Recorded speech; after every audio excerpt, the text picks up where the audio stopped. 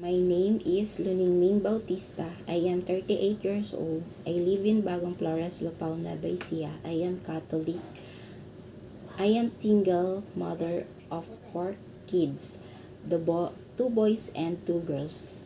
The boys, their age 12 and 7 years old, and the girls, their age 11 and 3 years old. My duties are cleaning and cooking, also taking care of my child. I have an experience here in Pangasinan, Philippines, serving 4 members of the family, 2 adults and 2 children, boy and girl. The boy, his age is 9 years old, and the girl, her age is 5 years old.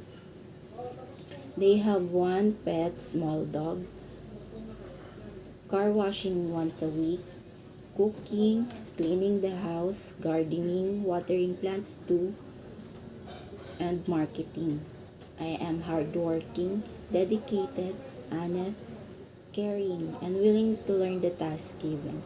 If you will choose me as your helper, I will do my duties and responsibilities. I promise that I finish my contract and work with you as long as you need me. Please choose me as your helper. Thank you and God bless.